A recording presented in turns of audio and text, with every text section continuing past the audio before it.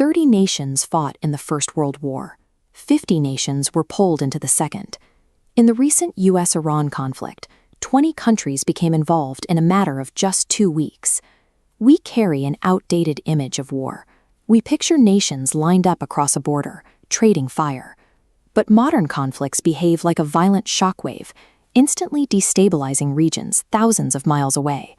So how exactly does a localized dispute in the Middle East secretly drag the rest of the planet into World War III? The sheer speed of modern defense alliances and interwoven economies means a regional fight has no borders. A strike in one desert creates an immediate global threat. International security expert Professor Robert Peake identifies this specific strategy as horizontal escalation. This map shows how horizontal escalation actually works. Instead of fighting the vastly superior US military head-on, Iran simultaneously strikes entirely different geographies. They target vital shipping lanes, foreign domestic politics, and global stock markets. Iran is essentially building a global bomb. The underlying message is clear. If foreign powers attempt to take down their regime, they will ensure the entire global economy collapses with them. This diagram illustrates the flow of crude oil through the Strait of Hormuz. Historically, 25% of the world's seaborne oil trade forces its way through this narrow corridor. Today, that output has plummeted to a trickle of just 10%. This creates a physical chokehold on global shipping. Right now, there are 22 Indian-flagged commercial vessels trapped in this exact region, sitting directly in the crosshairs of drone strikes and Iranian naval mines. The world relies on a very fragile safety net. The International Energy Agency, or IEA, a global coalition formed in the 1970s to help member countries absorb sudden oil supply shocks, currently holds an emergency reserve of 1.8 billion barrels of oil. The planet consumes 100 million barrels of oil every single day. If horizontal escalation completely halts production in the Gulf, that entire 1.8 billion barrel reserve would be drained dry in just 18 to 20 days. This strategy is already pulling in rival superpowers. Russian intelligence agencies are actively stepping in to help Iran identify and track American military assets. In response, Ukraine is handing the US military its own battlefield data, teaching American forces exactly how to intercept and defeat Iranian Shahid drones.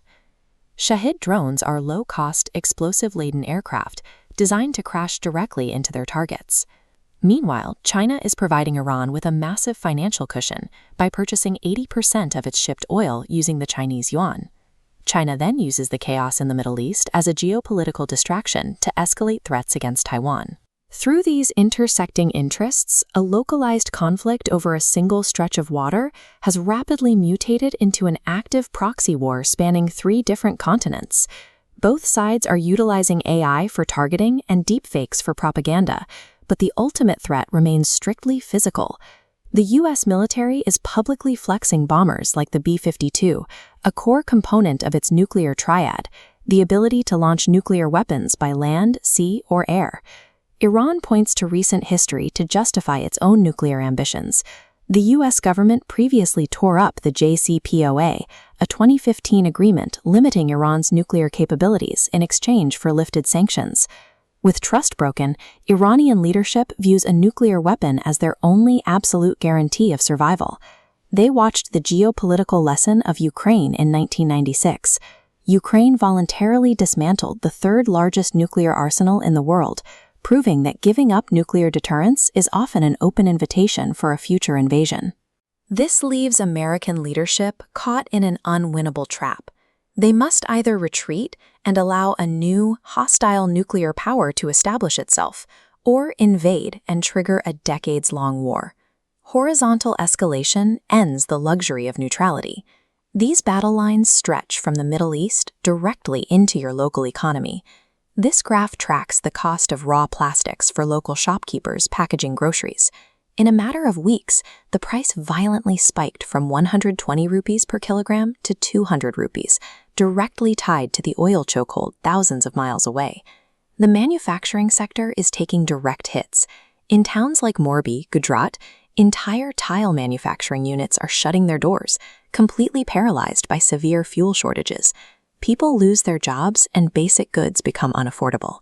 The economic casualties of a global conflict are already mounting in our local neighborhoods, disguised to the public as everyday inflation and supply chain delays. There is a dangerous illusion of safety held by civilians living far from active combat zones. We assume the violence will never reach our borders. A nation like Israel prepares its citizens with national missile alert apps and integrates bomb shelters directly into residential buildings. They understand the reality of their geography. Yet in seemingly safe nations, local governments ignore civil defense and emergency logistics, prioritizing minor political squabbles while entirely ignoring their population's massive vulnerabilities. Modern world war bypasses formal declarations. Through horizontal escalation, it silently infiltrates our daily lives long before the first bomb ever drops.